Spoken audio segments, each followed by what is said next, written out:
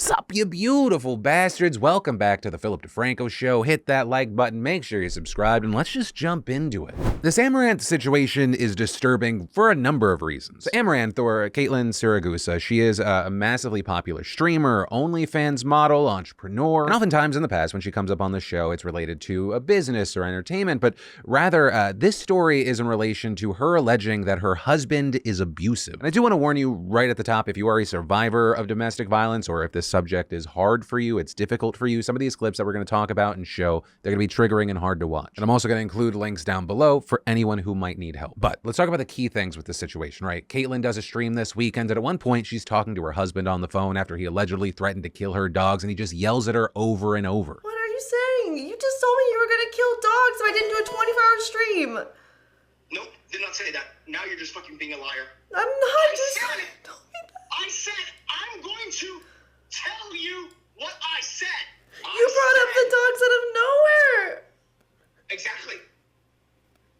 So what point is there improving? He then continues to scream. He tells her to get out. Also, at another point, you have Caitlin talking more about the situation. The therapist even told him that it's a form of like psychological abuse, and that I'm basically living in a fancy prison. And then he was changed for a bit, and then the hot tub meta arose, and he was like, oh, this is an opportunity. And then he turned into an asshole again. With her also claiming that he was the one who didn't want her to publicly reveal their marriage because he thought that it would be bad for the business. Even though she said she thought that just saying it might help their relationship, but he wouldn't let her. You want me to tell them I'm single? It's about to be true, piece of shit. Also saying that he's threatened to take her money and just leave her with $1 million, which I know is a lot of money, but considering she makes 8+ figures a year, in the terms of how much she actually generates, it's a tiny fraction. And saying that he'd actually be able to do this because he's the one with access to the accounts. Always threats, always threats. All the fucking accounts are like two-factor under his number, and he has all like the login information of things, you know? It's like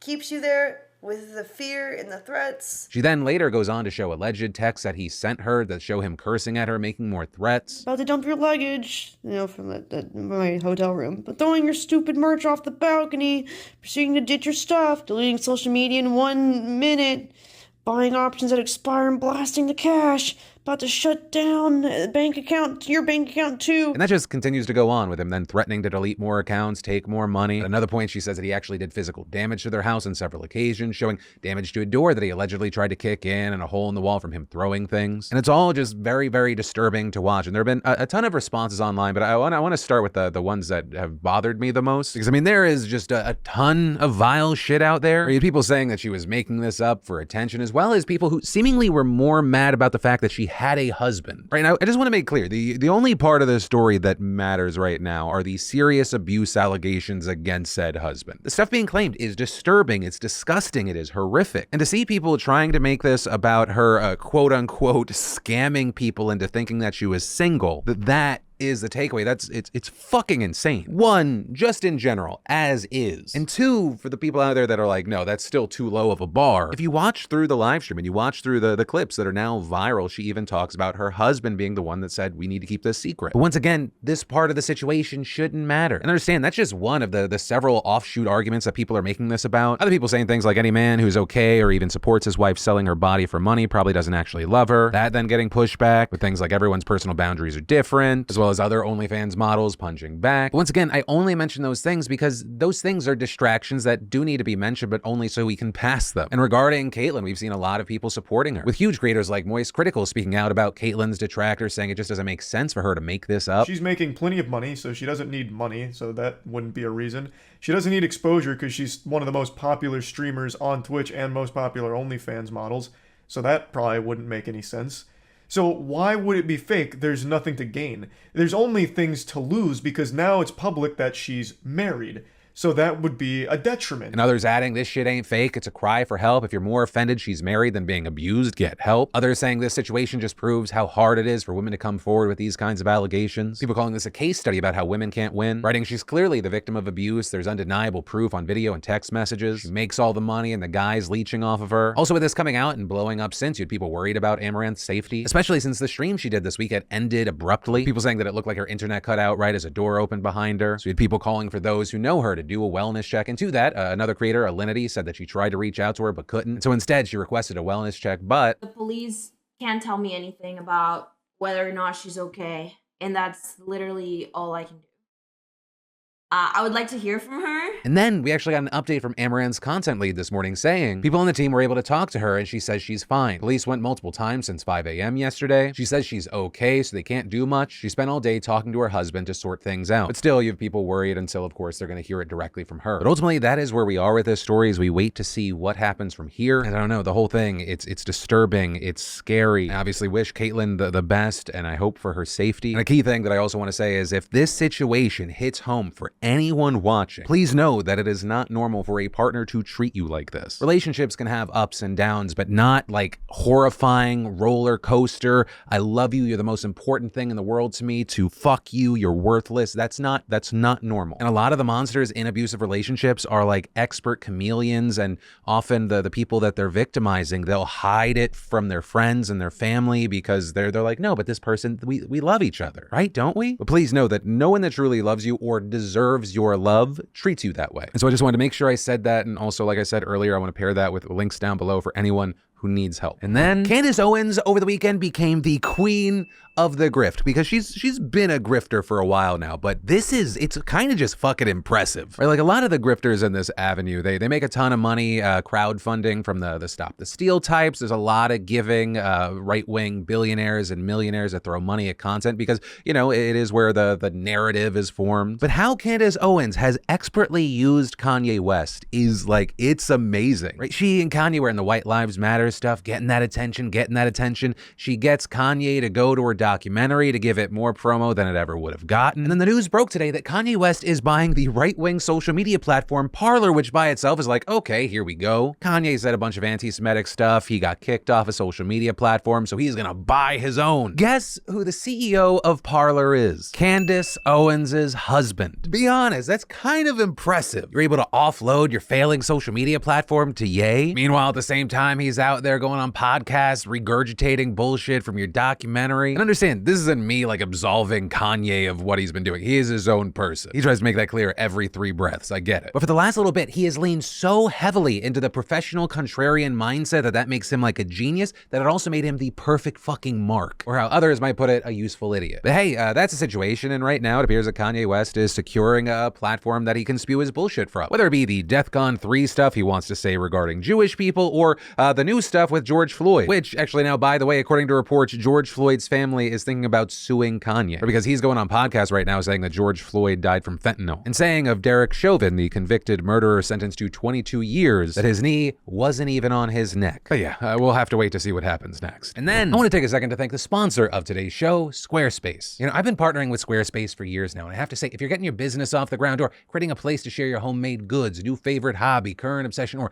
even a personal blog to get all those thoughts out of your head, no matter what you're doing, Squarespace is there to help. And it's all so easy. There's nothing to install, patch, or upgrade ever. And creating a beautiful website with Squarespace's all-in-one platform, it's never been so simple. It's extremely intuitive and easy to use. And with their mobile-optimized websites, your content automatically adjusts so it looks great on any device. Plus, with Squarespace, you get access to all their marketing tools and analytics and their award-winning customer care team via email or live chat 24/7. So if you want to check it out, see why so many others love it, see if it's perfect for you, go ahead and start your free trial today over at squarespace.com/Phil. And when you realize you love it, make sure you enter an offer code Phil to get 10% off your first purchase. And then this Elon Musk, Zelensky, Putin, Russia, Ukraine situation is a fucking mess. So Elon's company, SpaceX, they don't just make rockets, they do Starlink internet satellites as well. And since the spring, around 20,000 satellite terminals have been donated to Ukraine. And the reason I use air quotes is because in fact, around 85% of those were actually paid for fully or partially by the US and other entities, according to SpaceX documents, with them also reportedly paying for some 30% of the internet connectivity. And I mention that because I think it's a key thing that a lot of places covering this overlook. That said, these satellites have helped the military operate drones, receive intelligence updates, and communicate out in the field, which is absolutely vital since many regular internet and cell phone networks have been destroyed by Russia. Though officials have said it's not a perfect system. Like in recent weeks, the satellites have suffered catastrophic outages at critical moments, like at moments when Ukraine's forces were breaching the front lines or engaging in pitched battles, with one adding that the connection failures were widespread and led to panic calls from soldiers to helplines. And as to why that specifically happened, one satellite donor said it might result from SpaceX trying to prevent Russians from misusing its services. Right, and that's because the blackouts actually came in areas so recently liberated from Russian control that the shifting lines had not been made public yet, so maybe the Starlink's coverage lagged behind. But that was only one bit of the story that was in the news, because CNN ended up obtaining documents showing the company sent a letter to the Pentagon last month saying, "We are not in a position to further donate terminals to Ukraine or fund the existing terminals for an indefinite period of time," and further claiming that the services would cost over $120 million for the rest of this year, plus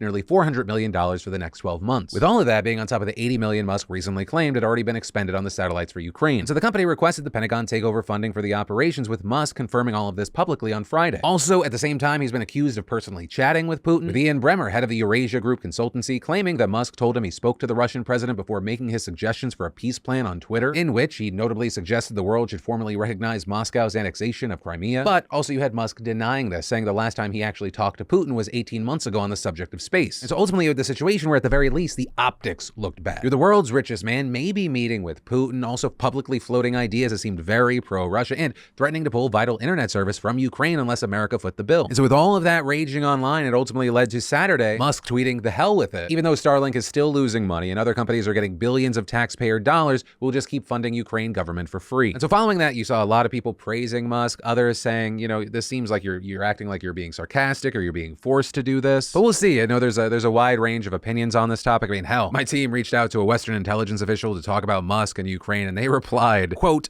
Musk is an idiot. He thinks he can do geopolitics like a business deal, but it doesn't work like that. But hey, that was a story, one official's take, and of course I pass the question off to you. What's your take on this? And then Herschel Walker, America's no-show dad. So Raphael Warnock's opponent in Georgia, been in the news for a number of reasons, right? Herschel's a man who, despite repeatedly railing against absentee fathers, has been accused of not being there for the 4 kids that he's had with 4 different women. And now he's even treating debates like his children. He's not showing up. With yesterday, Walker refusing to attend a Georgia Senate debate. And so we saw his opponent, Senator Raphael Warnock, tearing into him, arguing that his repeated lies about the past, his alleged history of domestic violence, and his inability to even show up for a debate disqualified him. I think it's important to point out that my opponent, Herschel Walker, is not here. And I think that half of being a senator is showing up. That's half of life.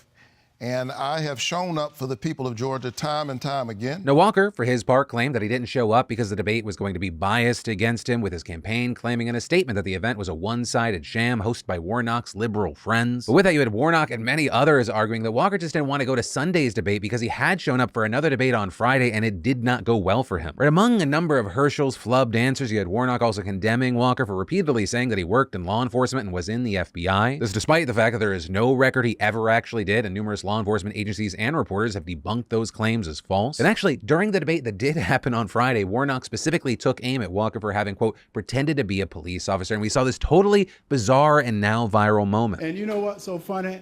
I am with many police officers, and at the same time, Mr. Walker, excuse me, Mr. Walker. Please, out of respect, I need to let you know, Mr. Walker, you are very well aware of the rules tonight. Yes. And you have a prop.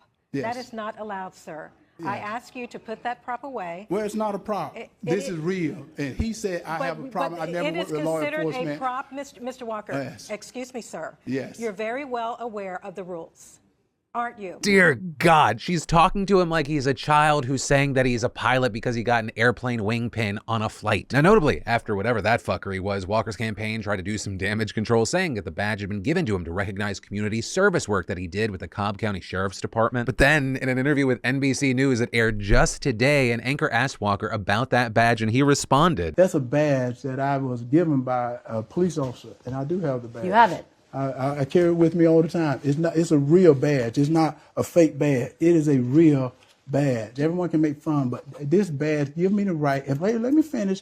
If anything happened in this county, I have the right to work with the police and getting things done. People don't know that I've been working with law enforcement for years. Fucking damn it, Walker. And then it led to this interaction. Does that have arresting authority, or it's an honorary badge? It is an honorary badge, Okay. but they can call me whenever they want me, and I have the authority to do things for them, to work with them on things. The National Sheriff's Association said an honorary badge, quote, is for the trophy case.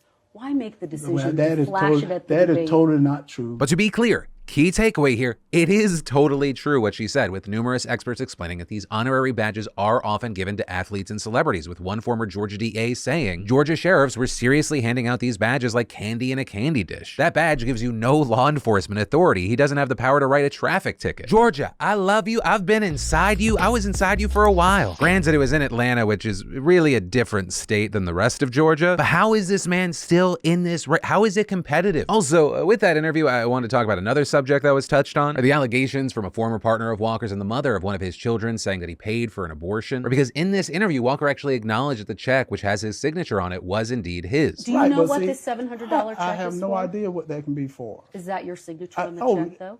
Let me see. It could be. But it doesn't matter whether it's my signature or not. You know how many checks I've written to?